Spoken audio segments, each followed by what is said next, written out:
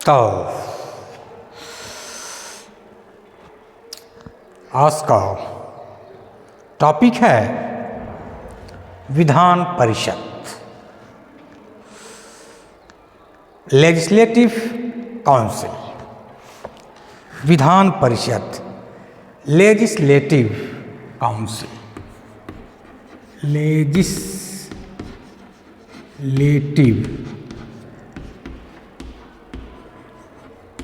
Council यानी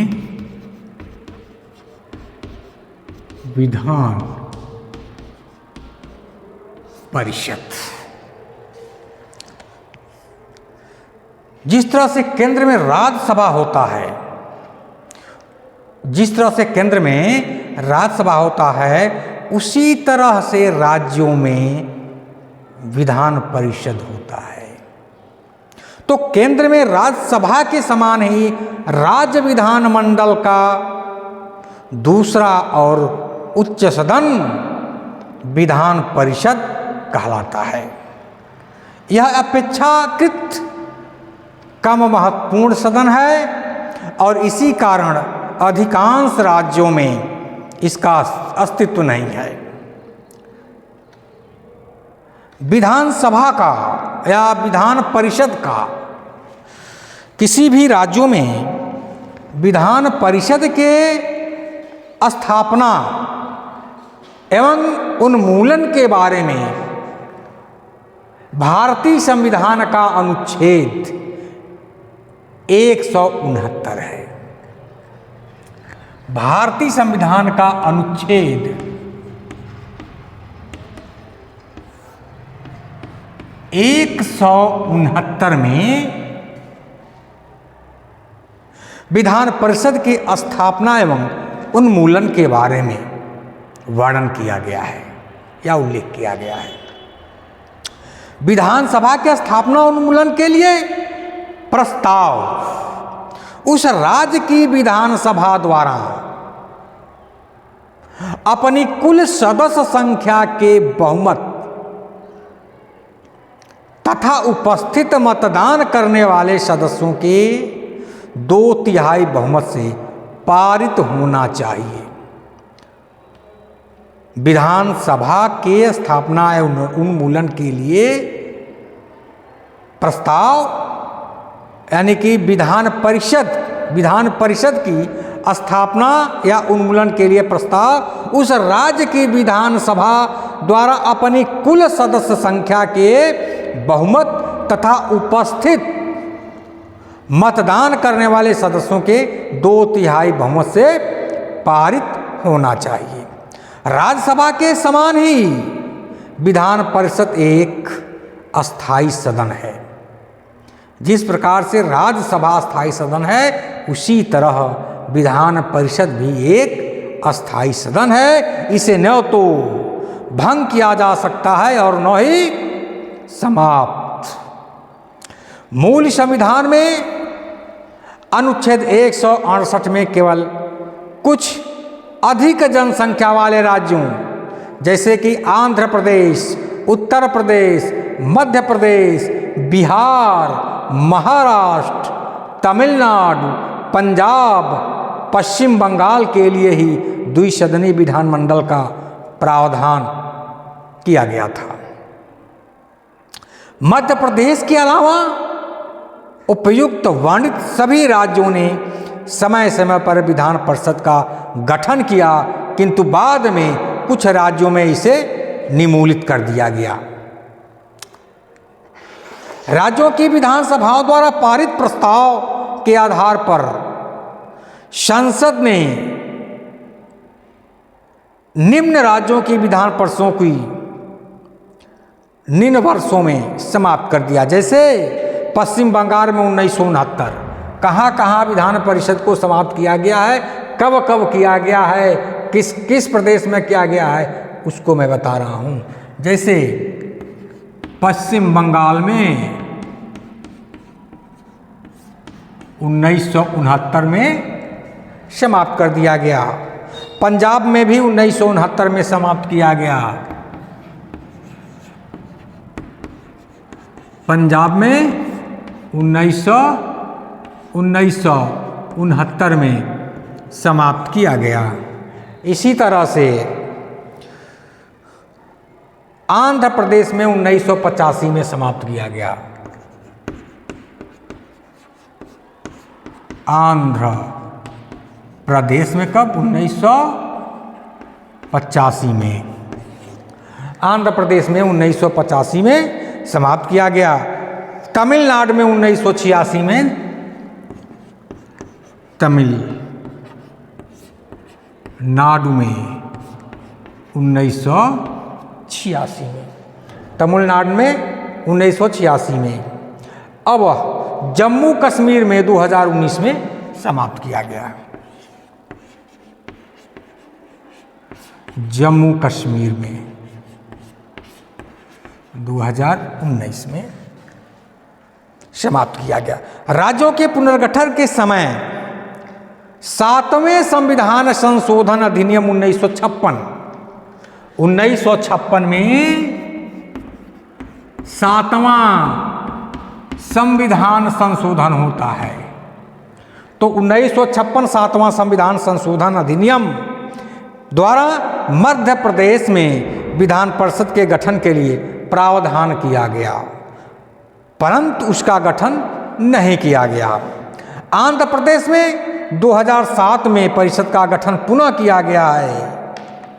इस प्रकार वर्तमान में कुल 6 राज्यों आंध्र प्रदेश, उत्तर प्रदेश, बिहार, कर्नाटक, महाराष्ट्र, तेलंगाना में द्विसदनी विधानमंडल है। कहाँ कहाँ पर है द्विसदनी विधानमंडल? इसको भी देखिए, इसको भी नोट करने जा रहा हूँ।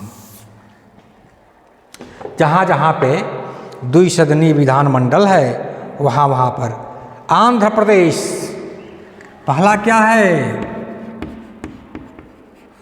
आंध्र प्रदेश। दूसरा है तेलंगाना। तीसरा है उत्तर प्रदेश। चौथा है बिहार। 5वां है मुंबई और 6वां है कर्नाटक। ये 6 राज्यों में द्विसदनी व्यवस्था है। क्या क्या है? आंध्र प्रदेश, उत्तर प्रदेश, बिहार, कर्नाटक, महाराष्ट्र, तेलंगाना में द्विसदनी विधानमंडल है। द्विसदनी विधानमंडल वाले राज्यों को द्विसदनी राज्य कहा जाता है। राज्यों के पुनर्गठन के समय 1956 में भारत के केवल 5 पुनर्गठित राज्यों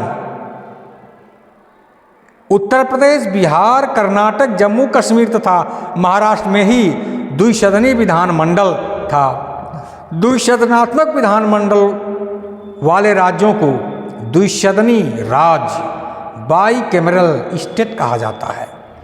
अब विधान परिषद का गठन कैसे होता है इसको हम देखें। विधान परिषद का गठन, विधान परिषद का गठन, कॉन्स्टिट्यूशन ऑफ लेजिस्लेटिव काउंसिल। भारतीय संविधान का अनुच्छेद 171 विधान परिषदों की रचना या गठन के बारे में प्रावधान करता है। भारतीय संविधान के अनुच्छेद 171, अनुच्छेद 171 क्या करता है? विधान परिषद के गठन के बारे में प्रावधान करता है। इसके अनुसार किसी राज्य के विधान परिषद के सदस्यों की कुल संख्या उस राज्य की विधानसभा के सदस्यों की कुल संख्या के 1/3 से अधिक नहीं होगी, परंतु किसी भी दशा में विधान परिषद के सदस्यों की कुल संख्या 40 से कम नहीं होगी। तो राज्यों में उत्तर प्रदेश विधान परिषद की संख्या सर्वाधिक है, 100 है। सबसे अधिक कहाँ पर है? उत्तर प्रदेश में विधान परिषद की संख्या कितनी है? विधान परिषद सदस्यों की संख्या कितनी है उत्तर प्रदेश में? 100 है। अनुच्छेद 171(3) के तहत विधान परिषद के सदस्यों का चुनाव आनुपातिक प्रतिनिधित्व की पद्धति के अनुसार एकल संक्रमणी मत द्वारा अप्रत्यक्ष रूप से होता है। अनुच्छेद 171(3) के तहत चुनाव के बारे में है 171(3). तो 171(3) के तहत विधान परिषद के सदस्यों का चुनाव आनुपातिक प्रतिनिधित्व पद्धति आनुपातिक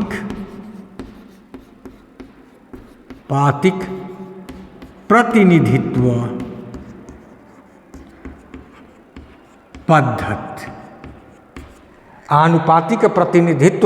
पद्धति के अनुसार एकल संक्रमणी मत द्वारा अप्रत्यक्ष रूप से होता है। एकल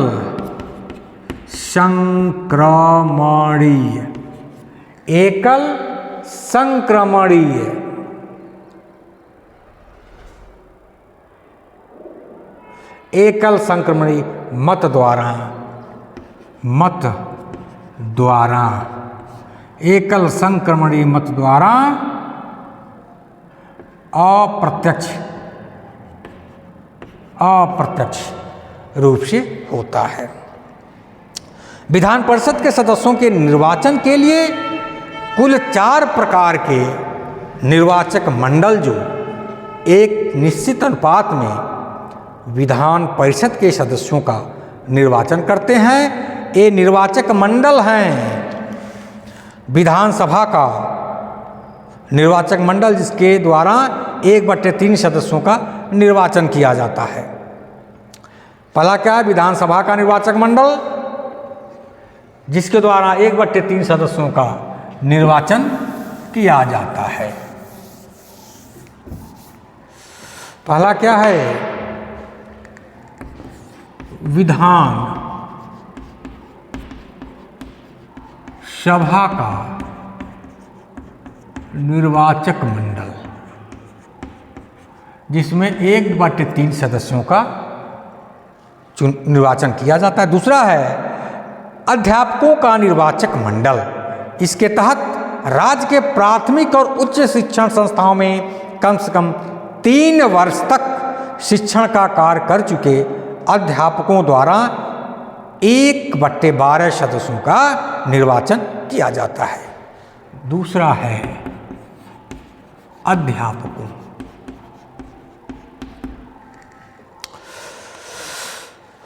स्नातक निर्वाचक मंडल।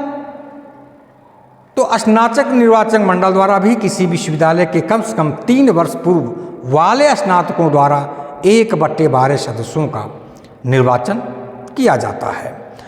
विधान परिषद के शेष 1/6 सदस्यों का मनोनयन राज्य के राज्यपाल द्वारा ऐसे व्यक्तियों में से किया जाता है जिन्हें साहित्य, विज्ञान, कला, सामाजिक सेवा अथवा सहकारिता के क्षेत्र का विशेष ज्ञान या अनुभव हो। संसद द्वारा पारित जनप्रतिनिधित्व संशोधन अधिनियम 2003 के तहत राज्यों की विधान परिषद के लिए भी राज्यसभा के समान ही खुली मतदान प्रणाली का प्रावधान किया गया है।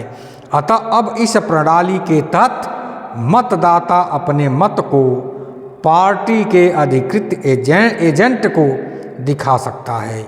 यह व्यवस्था पैसों के बल पर विधान परिषदों में प्रवेश करने वाले लोगों पर अंकुश लगाने के लिए की गई है। धन्यवाद।